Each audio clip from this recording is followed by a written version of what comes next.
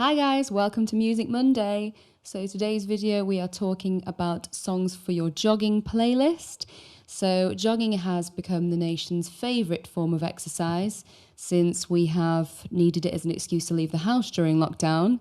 And obviously exercise makes you feel better. The more you move, the better you feel. So we've come up with some good songs and we've had some really good suggestions as well for your jogging playlist. So let's get started. Okay.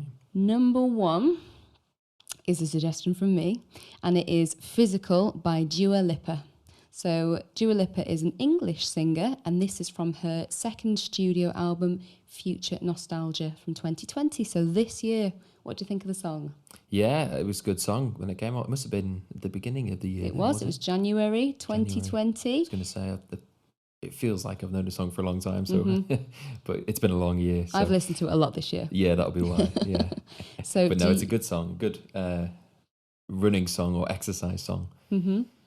Do you know what Dua Lipa's real name is? No. It's Dua Lipa. That's her real name? Mm-hmm. That is her real name. A stage name. No, her name means love in Albania, and both of her parents are from Albania. So Is she from Albania? She was born in London. Right. She did move back to Albania, and then she carried on her training in London. So I think she moved back age 15. Right. Yeah, Wow. but she's like stupidly tall, so she was modelling first, and she was doing that to meet people in the industry. Right. So, because obviously this is what she wanted to do. It's about who you know, isn't it?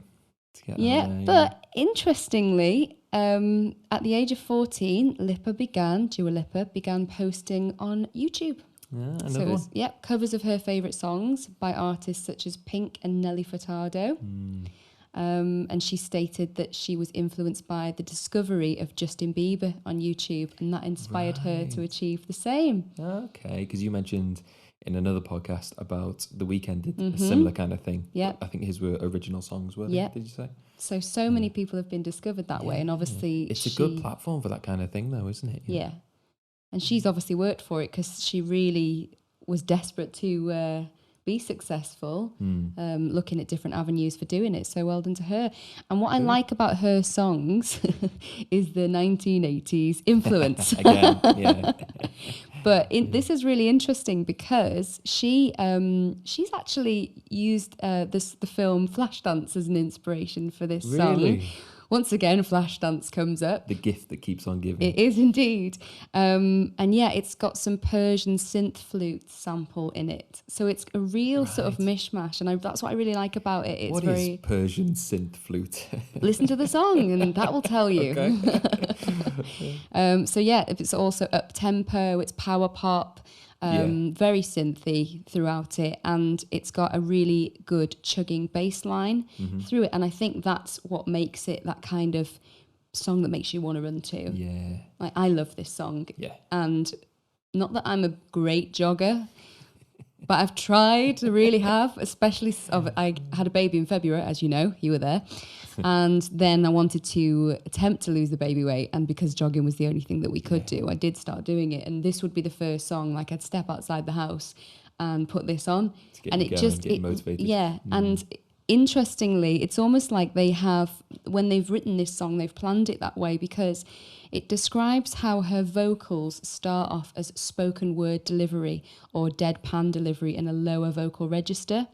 And then that is prior to the chorus, which is where she's belting out this chanted, "Let's get physical." So it's really got levels to it in the sense that you can start off nice and slow when you're jogging. And then when it goes into that chorus, that's when you can start to sprint. Really boosts you and picks you up. Yeah, and then that's the best way that you can train, doing slow and fast. And a really interesting thing that I noticed, obviously, because everybody hears the song Physical and they think of Olivia Newton-John's song. I don't know if you did. Yeah. And it is actually a reference to the 1981 song of the same name. No way. Yeah. Every time you mention this, that's immediately what pops into my head. And I can't stop singing that one then. But personally, I think this one is much better for pumping you up and getting you running. Yeah. So That's interesting. It is, And yeah, I think it's definitely one of my favourite songs of the year to come out. I love it. I love all the different influences. It's even got some Japanese instrument influences, which I think is really, really cool. So loads of different things going on. Yeah. And I think it creates a cracking song. It does. I think so. Yeah, I do quite like Dua Lipa. Yeah, I do. Yeah, this is my favourite one. Yeah. So far. Yeah. And thankfully, it's got me back jogging as well. So, yeah, happy with that. Okay, so move on to number 2. Right, again, this is another suggestion from me. And this is Standing in the Way of Control from Gossip. Yeah. Okay, I know you like this song. I love this song. Yeah, I think it's fantastic. Yeah, so this is the 3rd studio album by the American indie rock band Gossip. Now, I used to call them The Gossip. I was going to say, is it not The Gossip? Apparently not. Just Gossip? Apparently it's just Gossip. I've always said The Gossip. I feel like a fool. Yeah. Maybe it is The Gossip and then all the internet is wrong. But, but according to all of my research, it's just Gossip. Fair enough. Well, correct me if you know if that's right or wrong. So this was released in 2006 and it reached number 1 in the UK indie chart because obviously it was brilliant. Indie music was rife then. Absolutely. It was such a good time. The music was amazing. And this was such an up-tempo song, such a feel-good song, wasn't it? Yeah. And as well, like her as the lead singer, she was such a power singer and she was just going for it. And it was just like she didn't care what anybody thought. She was just going to be herself and sing the way she wanted to. Belt it out. Yeah, she got a cracking voice. And I chose this one. It was more of a pram-pushing song for me, I have to admit. So, I'd been listening to a lot of classical music every time I stepped outside the house when I finally got myself together, got everything packed and ready to go. And I was using classical music as like a sort of chill time as I walked with the pram. Calm, But then I was walking slowly. So one day I just randomly decided to put on an indie playlist and this song came on and suddenly I found myself striding and walking a lot quicker. Yeah. And then, as you know, there's this really big hill that we have to walk up to get into town on my coffee run. And normally I'll just give you the pram to push up the hill. But if you're not there, I have to do it myself. And it is an absolute killer. So when I had this song playing, I didn't notice the hill. Really? I just went for it. And I was like, oh. But that's what music does, isn't it? And especially if you want something to motivate you during a run. That's what you want, isn't it? You want that music to keep you going, to make you continue running even when you're feeling weaker. Yeah, this has got a really good. I just love the guitars in this one. I love that riff. Bass line. Yeah, the bass line is incredible. So this one has given me my stride back, and I listen to it every single time I walk into town now. Yeah, it's good, isn't it? Like every day, if I'm going up that hill, that's the song I put on. Your hill song. Yeah. And by the time I've got to the top of the hill, the song's over. I just put it on again. Yeah. And then I'm just like striding into town, and I feel great. Yeah. So I really, really like that one. I think it's a good one for the list. I think it's a fantastic choice. Okay, so moving on to the next one. So song number 3, this was an Instagram suggestion. So this was Good Charlotte, Young and Hopeless. I think it's The Young and the Hopeless, isn't it? Is it? Yeah, pretty sure. And it was released in 2002. Wow. So what do you think of this song? Yeah, this takes me back to, this is like probably when I was just starting to get really into music around this kind of time. So you'd have been, what, 11? 12, something like that when this came out. So this was like playing Tony Hawk's, listening to this pop punk kind of stuff that was going on. Yeah. So these guys, Blink, all that kind of stuff. Yeah. We were listening to that kind of stuff, getting into guitars and things at the time. But I think it's a good, again, I don't know if I'd have this one on my jogging playlist. I say my jogging playlist. I'm not a runner by any means. And how many runs have you been on this year, Stephen? I've probably been on 3 this year. And how many runs have you been on in your life, Stephen? That's all of them. Just the 3. So maybe Stephen's not. He's just here for the frame today. Yeah, I'll just comment. Yeah, on the music. But then again, I'm not. Running's not my favourite thing, but I think you see the amount of people that love it and get into it, and then it's almost like an addiction, and they really, really love running, and they'll get up every single morning. So there's got to be something. But then I think once you start to develop that stamina, then it becomes like an enjoyment and an amazing feeling afterwards. I'm still waiting for that. I was really struggling just to get to the end of the road. Yeah. And then when I was able to run down the end of the road and back in one, that was a massive achievement. Yeah. And then obviously the more you can beat your own personal best. Yeah, that's it. Beat your own personal best. I think then that's a real great sense of achievement. And I think pop punk as a style of music for running is probably quite good actually, because it's generally quite very high tempo. Yeah. Again, continuous. There's not much pausing in it really. It's all full on high energy kind of music, isn't it? And yeah, so that would be great in a playlist. Yeah, It's very funny, fast drums, very fast guitars. Yeah.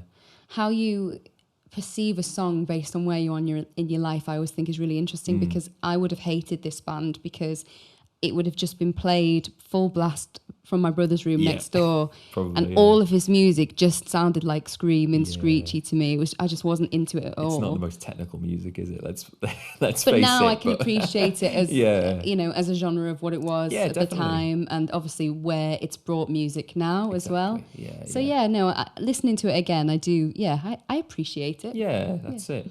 And this one was off their second album, wasn't it? The first album never really made it, but they supported Blink-182 on a tour, and that's what kind of gave them enough exposure really to make a second album. And then this one is the one that really took off. Right. This album, and then people started to know about them. Then it came over to the UK, obviously, and they took off then, really, didn't they? And it still surprises me. Benji Madden, the guitarist, is married to what's her name? The actress. I don't know. You're telling me the story. The tall blonde one. Cameron Diaz? Yes, Cameron Diaz. He's married to Cameron Diaz, and he's really small. And I was thinking that because I was trying to think of who it is that's married to. Yeah, it still surprises me that, but yeah. There you go. Go him. Married to Cameron Diaz. He must have done something right. There you go. Fabulous. Okay, so the next one. So this was another Instagram suggestion. And this is Della by Johnny Clegg and Savuka. This was an Instagram suggestion from our very good friend Joe. Thanks, Joe. Thank you, Joe. And I have to say that this one is, in particular, probably my favourite suggestion that I've had from anyone so far from any of the podcasts. It's a fantastic song, isn't it? And we've listened to it over and over so many times since. It's a song that everyone knows, but you don't know where you know it from. Yeah, it's just one of those songs that has always been there. And it's even had the seal of approval from our baby, because every time we play it, he's happy to dance. So it's been really good fun. And this song, again, probably one of the reasons why I love it, was released in 1989. It's an 80s song. And it's got that kind of, a lot of songs in the 80s had almost an African feel to it, didn't they? And this is, again, one of those songs that does. Possibly why it did so well, over the time, if that was what was, really cool to listen to at the time and was really popular. And the writer Jonathan Paul Clegg, so Johnny Clegg, he was a South African musician.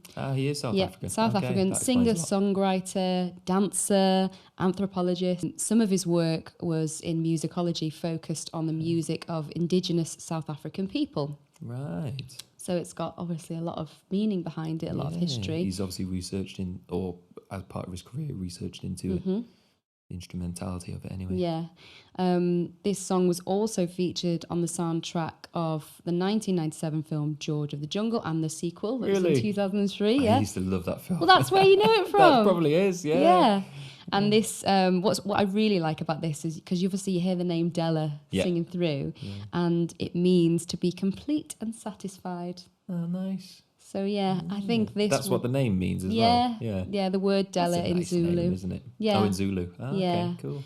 So I think this one is a fantastic choice for a jogging playlist because it's so happy, but it's still got that good up-tempo vibe to it. It's got a good beat to it.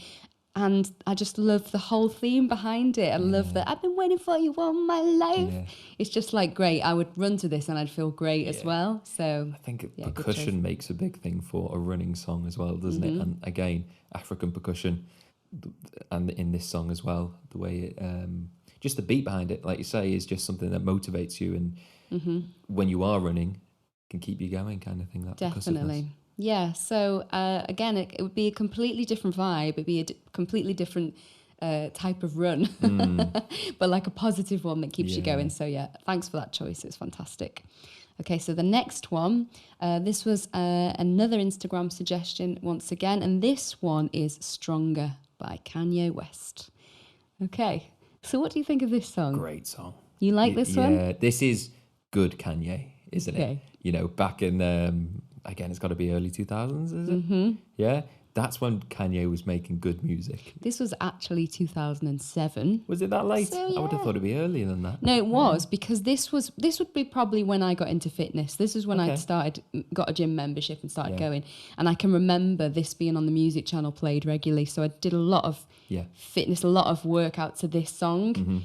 And I mean, I really love that kind of R&B kind of vibe, and that's definitely what's going on in this song. And it really got me motivated. Yeah. And the chorus lyrics as well, they're really motivating for physical activity. For any kind of, Yeah. So like, I felt like, especially starting out with fitness and starting to build up a bit of stamina, it gives you that encouragement to power through. Yeah. So this is like, yes, you can do it. I think it's a great suggestion for any, like you say, any kind of physical thing, because it's motivating lyrics behind it.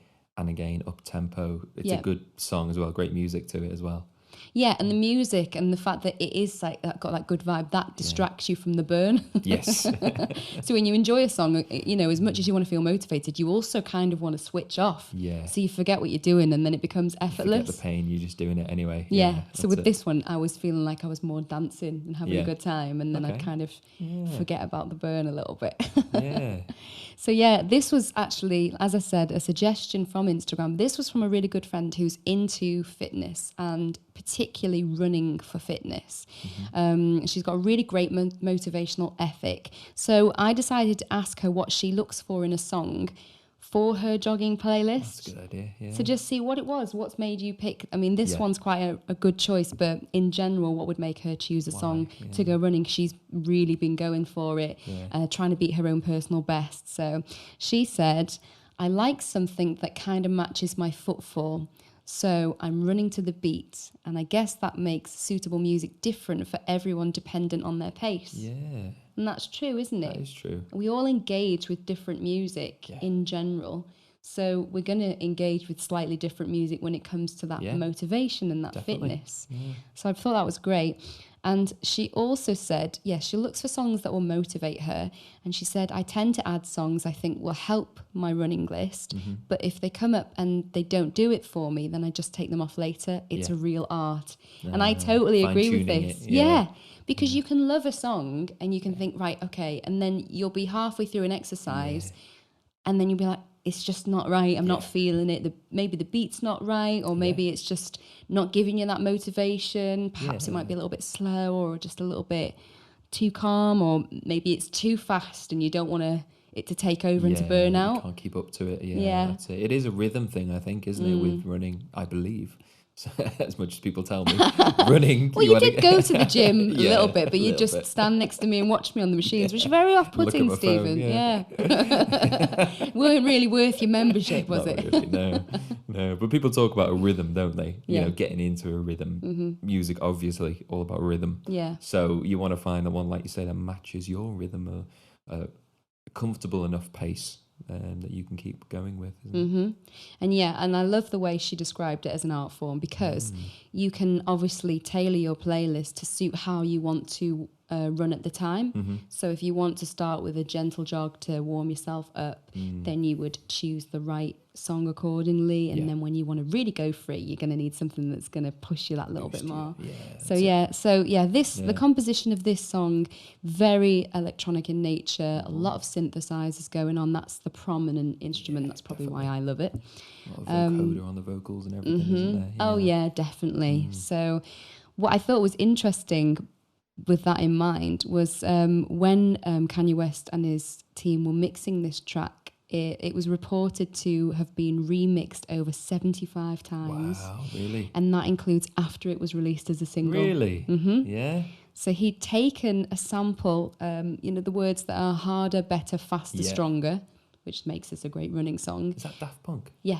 Yeah, he sampled it by Daft Punk.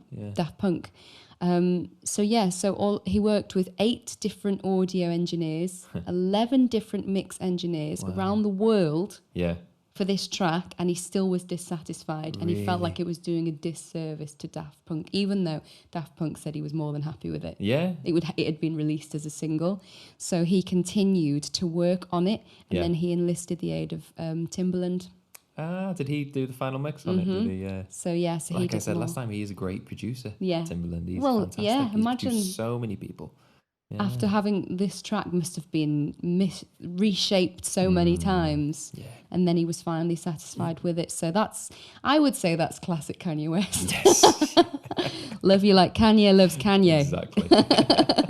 But obviously he's serious about his art form. That's it. Like I say, back then he was releasing great music, and more modern stuff is questionable maybe, but yeah, so great choice. Okay, so the next one is, this one's quite different. Okay, so this one is Born to Run, and it's by Bruce Springsteen. Yeah. And from the album of the same name in 1975. So this one's a bit further back, isn't it? Yeah. I think for a running song, it's in the title. Yeah. You can't, so it's talking about running, I think in a different sense, but it's in there, isn't it? Yeah. I think I never got into Springsteen. No. And I don't know why. I feel like I should like him. And I do like him, but I don't know. The Americans love him. People who love Springsteen, they absolutely love him. They're really, really into him. And I like the songs. I think they're great, but yeah, they're just not. I know what you mean. I totally, not for me. I get this. I understand why it would be on a running playlist. Yeah, definitely. Yeah. And it has got that kind of go for it vibe to it, which you would need as well. And this was actually a suggestion from the same Instagram, my friend who was the runner, so it was a suggestion from her as well. Okay. So those are two completely different songs. If you look at Stronger compared to this, they're so different, and they were both suggestions from her, and they're both on her playlist. Yeah. So I thought that was really interesting. Personally, this one's not for me. I just don't gel with it, and I don't think that I would keep it on my playlist. Yeah. But it must be working for some people. Well, it will be, yeah. And again, there's so many people that do like Springsteen. He's got a massive fan base, so there's plenty of people that are going to have that on their running playlist as well. Interestingly, on this song, it was, I think it was Springsteen who wrote this. Yes, it was him who wrote the song, because he apparently woke up one day with that title in his head, Born to Run, and started the whole song from that kind of thing. I like that. Just woke up. I think it's good to just have a spark and just suddenly go with it. Yeah. That's what starts the song off, I think is good. But it was the Hollies singer, Alan something, that recorded it first. Yeah. So we obviously gave it to him. But there was delays in getting the track out. So Springsteen then had recorded his version of it and released his, and his song became far more famous. So when the Hollies singer, whatever his name is, did release his later on, it wasn't as popular. But they're very, very similar. There's not much difference between the two tracks. Oh, right, okay. They're virtually identical. But yeah, that's my little fact for that song. Yeah, thanks. Very good. So thanks for that suggestion. Some people might love it, so give it a listen, see what you think. You might want to add it to your list. Okay, so this next one, again, really different choice. And this is Good Morning, and this is by Max Frost, okay? So Matthew Alexander, or Max Frost, he is an American singer-songwriter. And he's from Austin, Texas. Oh, lovely. Yeah, love that place. So he said, what influences my music is the musical desegregation of all styles in Austin. Right, okay. And I think that is true. It's very diverse musically, isn't it? And the fact that it's got a blank music identity. So Austin is the live music capital. And we were lucky enough to go there last year, and it definitely is. The whole city has just got that music vibe to it, hasn't it? It definitely has, yeah.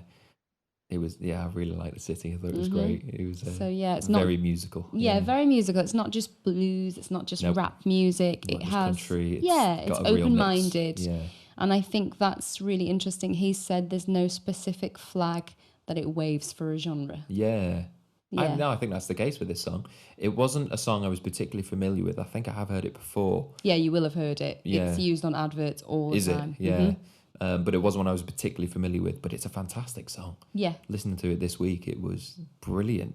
Okay, would this one make you get up and go for a run? I think so. Well, maybe not that far. I'll hold you to that one. But it would certainly, get me energetic. Perhaps you should go running to all these songs and then let me know what you think. I'll give it a try. Comment. I'll let you know how I got on next week. So Frost credits his influences as the Beatles, and he's put because of the craze they started. Well, there you go. Frank Sinatra, and then hip hop music in general. Okay. So that's very diverse in itself. Very diverse. You couldn't hip hop, Frank Sinatra, and the Beatles. Yeah. they're so different to each other. And I think that's what he's trying to say is he's influenced by lots of different artists doing lots of different things. And I think that's when you get some really creative music coming out. Definitely. And interesting music, because you're blending all these genres and creating this kind of fusion. Mm-hmm. And then this song, so let's talk about the way it makes you feel. So it is like a first thing in the morning, it makes you want to get up and go. It gives you a great reason to get out of bed. Like, yes, let's go for it. Yeah. It's really positive. It's really fun. Yeah. So I just think it's an excellent choice for a running playlist. Yeah, I agree. Yeah. And I would say that it would definitely be on mine. I think it's been, like I said to you, it's been used so many times in different adverts, one of them being Pepsi. Okay, yeah. And it's really popular over in Australia. It's been used for a lot of Google ads. Has it? Yeah, so he's just obviously doing really, really well. He must be off that, mustn't he? Yeah. Okay, so this next choice is Move Your Body by Sia. Good choice. So I love Sia. Yeah. I'm a massive fan of her songs. So this is from her album This Is Acting, and it alternates reggae and electro pop. Okay. And that's possibly why I like it. Yeah, because two styles you like. Yeah, absolutely love them both. This was released in January 2017. Right. Which I would have thought it was older, but yeah, it's actually only a couple of years old. Yeah. And I really like the whole vibe of this song. I think it is. As soon as I heard it, I wanted to find out what it was called so I could put it on my gym playlist at the time, but definitely for a jogging playlist as well. Yeah. I really like her voice. Yeah. I think she's got a fantastic voice, very powerful. Chandelier, all those kind of songs, she's really going for it. And I think most people are surprised when they find out that she's actually 44. Yeah, that's what I thought, because I think obviously you're a big fan of her, so it's probably through you I found out about her. But she's, dare I say, a little bit older for a pop star. But she's very talented. Churning so I think out she deserves fantastic songs, all the time. And her voice, it doesn't sound dated at all. It doesn't. It's different. Yeah, different, unique, but it still sounds, she's got, although she has a maturity to her voice, she also gives it a sort of a level of innocence. It does sound like a youngish voice. Think? Yeah, definitely. You'd put her in her 20s if you listened to her, wouldn't you? I would actually, and I think I did until I found out how old she was, So she is an Australian singer, songwriter, voice actress and director. And I think that explains why, if she's a voice actress, she will know how to manipulate her voice to sound how she wants it to sound. Yeah. So no doubt she wants her songs to sound current and relevant, and that's how she's working her vocals to make them sound young and youthful, but also extremely powerful. So I think she's fantastic. I really do. Yeah. Her voice has been described as throaty and slurred vocals. But I think she can just make her vocals sound really deep and rich when she wants to, but also very cool and soft and high. She's got a great range. She can hit those high notes, and she can hit them with power if she wants to. Can't she? Definitely. She's got a great amount of power and depth to her voice. Yeah, she's just fantastic. And all of her songs just remind me of summer. Do they? Yeah, and I think that's another thing is like, normally you want to get your summer body ready, don't you? Get into shape. I think so. She just reminds me of like summer holiday, and then you can like work out ready for for a holiday, So I think that she's great in that. So do you know who this song was originally written for? No, does she not write her own songs? And she does, written it, right? But a lot of the time it's sort of collaborations or songs are written for other people, and then they might be given to her, and she will do what she wants with them. She'll change them, but this wasn't actually originally intended for her. Right. Who was it for then? It was Shakira. No way, really? Now, if you think about the song, that doesn't surprise you, does it? No, I could see that. Yeah, so this was written for Shakira, and it was rejected. Shakira rejected it. Okay. Yeah, I have no idea why. In some ways, I'm glad though, because I do think Sia's, I was going to say version, but it is only her version, is a great song. With her voice on it. Shakira, I'm sure, would have done a fantastic job as well, but it would still be different, wouldn't it? Yeah, definitely. But I can see why perhaps this was suggested for Sia after Shakira. Yes. And Sia herself has said, "Oh, I sound like Shakira," and that's why this has been passed on. And she'd said, "You'll know this song was a Shakira reject because I sound like Shakira." But yeah, I think it's really interesting that she's been able to obviously take something and make it her own. Yeah. But you can definitely get the vibes that would have been for Shakira. Yeah. And actually, a lot of Shakira's songs I like to have in my gym playlist or in my running playlist. So with a powerful female voice as well, isn't it? Yeah, definitely got that get up and go kind of vibe to it. So yeah, cool. So those are all my suggestions and some of my wonderful Instagram follower suggestions. So it's up to you now. To me? Yeah. Cool. What would you run to if you were to run? If I were a runner, these are 2 songs that I would have on my playlist. Okay. One more obvious, one slightly less obvious, but I'll explain why. So the first one I've picked is The Edge of 17 by Stevie Nicks. Excellent choice. It's a great song. Okay. Stevie Nicks, legendary singer, you know, obviously with Fleetwood Mac, the harmonies and things. And the turmoil of the Rumours album that turned into a fantastic album. Yeah. So I love Stevie Nicks. And we've seen her live. We did. We went to see she was amazing. Fleetwood Mac and do a great. Yeah. So yeah, I've picked that song though because again, part of a running song for me is, as we have already discussed, that kind of rhythm to it. Yeah. And this kind of chugging on the guitar, that part of a running song for me is that rhythm, as we've discussed. So that chugging on the guitar in this song, that is what kind of makes me think of, or would motivate me with a run. Yeah. That kind of rhythm. Yeah. That continuous kind of. And I think that is so unique to them, but it has been used in other songs, hasn't it? Definitely. Or been sampled. I'm pretty sure Beyonce's Bootylicious has got the exact same... That triplet rhythm in it, yeah. Yeah. Because I can remember, I obviously, being my age, I heard the Beyonce song first. Yes. And then it wasn't until later on that I'd heard this song and I was like, hang on a minute, that's just like... Beyonce, and obviously she'd sampled it from Stevie Nicks, but I just love it, and then I love this song so much. The song's great, and the first time I heard this song was actually on School of Rock. Yes, when that's what it reminds me of. This song. Was that the first time you? I think that was the first time I heard it, so I was late to the party on this one, definitely. Yeah, you were. But then they say I Stevie definitely Nicks. heard it then. Yeah, they said Stevie Nicks. I was like, oh, Stevie Nicks. So I then found the song, like, and looked for it. Yeah. But it's got, again, another great story behind this one. Stevie Nicks was friends with Tom Petty, and his wife of the time, I think maybe even still his wife, but his wife had a Southern American accent, and they were talking about when they met. She said age 17, but because of her accent, Stevie Nicks thought she said edge of 17. So liked the lyric and said to her at the time, I really like that, I'm going to make that into a song. That is so cool. Which is cool. I thought it was cool. Yeah, that's amazing. And wasn't this after she had sort of broken up with Lindsay and she was able to start her own career? She was obviously becoming a successful musician in her own right. Definitely, yeah. Because originally she wouldn't have been, would she? It was Lindsay that was like, you have to have my girlfriend in the band if you want me in the band. That's it. He kind of forced them both into Fleetwood Mac. Yeah, and then that's what made her a huge star. Yeah, that's it. So this was after that, so she was with someone else at this time. Right, okay. And the song was originally, she was going to write it about Tom Petty and his wife. So this is after she'd finished with Stevie. With yeah, Lindsay. so they weren't together anymore, Stevie Nicks and Lindsay. She was with someone else at the time, who was the producer, actually, for this album. And she was originally going to write the song about Tom Petty and his wife, but before she'd got around to writing it, her uncle died, and the same week John Lennon died, which was 40 years ago, a couple of days ago. Really? Yeah, there was the anniversary a couple of days ago. Yeah. So she wrote the song more about that, partly about John Lennon's death because her partner at the time was good friends with John Lennon, and partly about her uncle.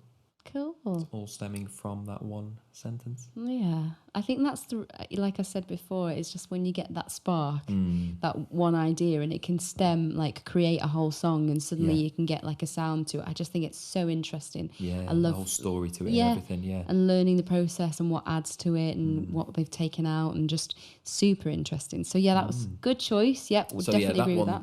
More for the rhythm in the song. Yeah. And the second one I picked, slightly more obvious, is Runaway Baby by Bruno Mars. Oh, okay, yeah. I didn't know what you meant from the name then. Yeah. I was like, Runaway Baby, is that like a really old one or something? No, it sounds it though, doesn't it? And he was, like a 50s style song. Well, that's the thing. He was raised on that kind of music. Yeah, because he loves Elvis, doesn't he? Yeah, his dad loved all that doo-wop kind of stuff. So is it James Corden that does the car... Yeah, carpool karaoke. Carpool karaoke. Yeah. And I can remember them doing one and James Corden saying to him, oh, you like Elvis? And he was like, yeah. And he was like, can you do the dance? And Bruno Mars went, can I do the dance? Yeah. I do remember that one. That was a good episode. That was really good. But yeah, he loved all that kind of music. So even his album was doo-wop and hooligans. So lots of influence from that era, definitely. And a lot of people suggesting as well, this song channeling Little Richie, and that kind of vibe, which you can hear in his vocals. Definitely, there's lots of references towards that kind of thing. And it's talking about running in the in the chorus. Running away from someone. Yeah. But whatever gets you running, I suppose. But it's running again, upbeat though. Yeah, it's the bass line in this for me again. I love a good bass line, and in this one, it's fantastic. I think for me, it's the vocals. I think he's Yeah. amazing. I really do. This is the thing. And yes, there's a lot of pretentiousness in music. And he's a pop singer, so people look down on that kind of thing. Yeah. But he is a real musician. Yeah. Did you know he was born in Hawaii as well? He's No, from I didn't. Hawaii. No. So he's from Hawaii, raised in Hawaii. He started out being a musician in Hawaii, playing live sets and things. Never struggled in Hawaii. Then moved to LA, and that's when he started struggling. Really? As a musician. So he did I suppose that's probably everyone moves to LA, don't they? And there's just full of the same type of people. Well, that's it. Looking for that kind of dream, aren't they? Yeah, trying to make it, and fortunately he did, because he's a great musician. Yeah. But it just shows the versatility, or a real working musician, I would say, because he'd spent all that time in Hawaii, then moved to LA, did various jobs, then became a music publisher. In other words, writing music for other people. So he wrote for loads of people, including Alexandra Burke. No way. Yeah, Adam Levine. Right, okay. Maroon 5. Yeah. Who else did he write for? Sean Kingston, Flo Rida, and Sugar Babes. No way. Yeah, he wrote for all these people. Did he? They're just some of the people he wrote for. He wrote more, obviously. Yeah. But he's a great musician. That's the thing. He's not just a pop singer, who's... Well, I think, like you said, there's that stigma, isn't there, attached to pop? But pop means popular music. Exactly. So it can be anything. Yeah, it can. Whatever. From rock and roll in the 50s right down to modern day. Yeah, it's got everything in it. It's not one genre. It's just, how do you describe what's current and fashionable? Exactly. Okay, we'll call it pop. Yeah. That's it. And, he is... I always think that he's very influenced by, like, sort of Michael Jackson, that kind of vibe. Yeah. And I think, talking vocally... Yeah. I just think he is incredible. I think he's got an incredible range. Yeah. Again, he knows how to make a song into a story, totally get the vibes going. Yeah. And he can play lots of instruments. He's not just a one-trick horse, so to speak, is he? He can do lots of things. And that's obviously where he... And he can move as well, so he's a natural-born showman. Did you know he's really short, though? Yes, I have seen him next to people, and he is small, isn't he? That's not been his downfall, thankfully. No. Do you know his real name? No. Peter. No way. What, from Hawaii? And his mum called him Peter? His name's Peter. Yeah. I thought that as well. My granddad was called Peter. Yeah. No wonder he changed it to Bruno. Yeah, Bruno Mars. Yeah, it's got a lot more. I do like Bruno Mars, and he is a very talented musician, and he has proven that over the years. And then bringing to his music, I think it was 2010, his first album, which this was on.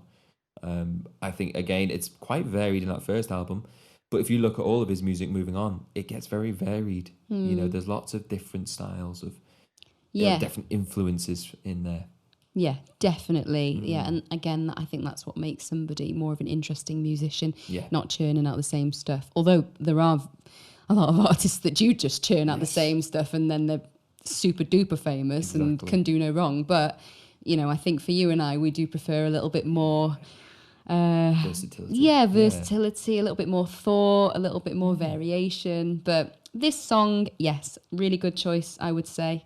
Really, really good choice for a jogging playlist. So they're my two. Yeah, great. They were really good contributions. Thank you. And thank you, everyone, for your contributions. I hope that you found some new songs that you can pop onto your jogging playlist. I know I have, so thank you for all those. And yeah, tune in next week for our next video. Take care of yourselves, and we'll see you soon. See you soon.